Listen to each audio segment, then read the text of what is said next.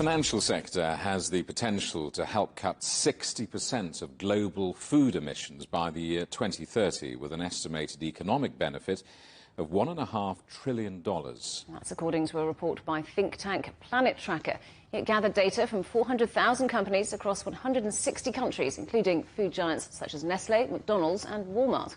It says progress needs to be made in traceable supply chains, halving food waste, defunding deforestation and encouraging regenerative farming.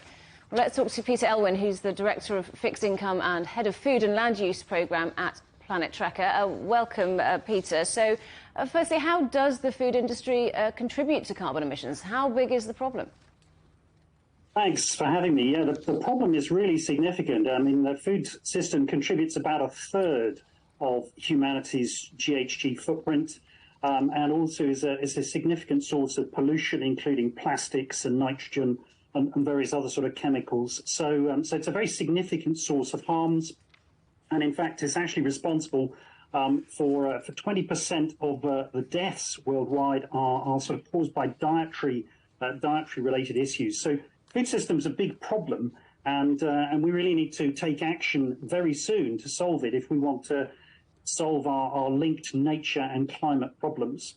So when it comes to taking action, where are the main areas where they can improve? Now, that's a good question. I mean, the financial markets, which we focus on as a think tank, they've got about $8.6 trillion invested in the food system. A lot of that capital is invested in the downstream end, so it's invested in the retailers and the manufacturers and the food service companies. But the actual harms, of course, tend to be taking place at the upstream end. It's amongst the producers. It's the sort of big cattle farmers and organizations like that that are causing a lot of the serious harms, causing the deforestation. You were talking about Bolsonaro in Brazil earlier, and the deforestation and some of these other environmental harms are caused by the food production processes. What we need to do is get a link between the financial market investment towards the downstream end and what's actually going on at the upstream end. And that's why one of the key things that we want to focus on, as you mentioned, is traceable supply chains.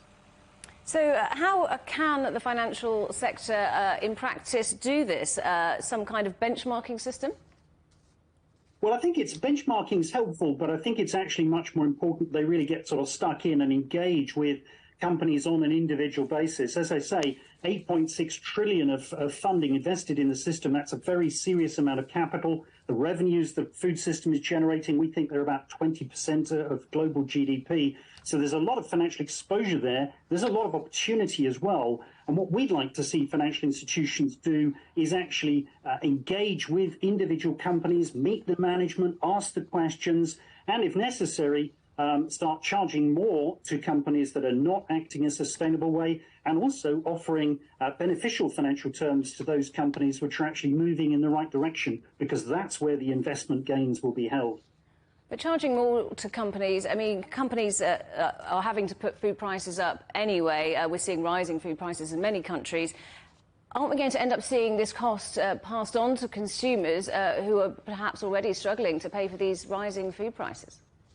Yes, well, I think that's a really good question, and that's clearly something everybody's sort of very concerned about. But the food system wastes about a third of the food, so roughly a third of the sort of protein and calories that starts its journey at the beginning of the food system never actually makes it into the mouths of the people it should feed. So simply increasing the food system's efficiency would almost certainly drive down prices. Cutting the amount of pollution is another source of cost. That would also make the system more efficient and allow for prices to be cut.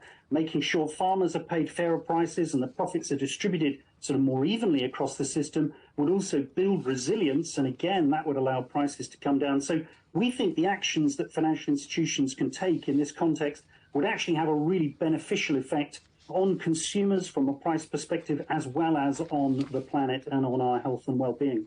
So I wonder if you can break it down for us. How much difference will that make in terms of cutting carbon emissions, shaking up the food system? How much will that affect it? Well, we think that we're recommending 6 particular actions that financial institutions should focus on, and we have a framework consisting of sort of 4 strategic themes which underpin that.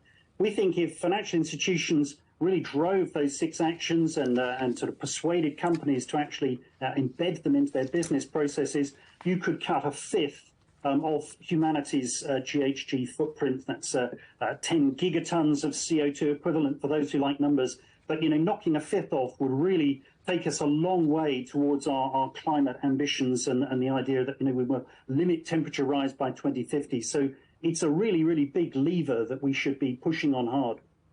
Peter, good to talk to you. Thank you very much for joining us. That's Peter Elwin from Planet Tracker.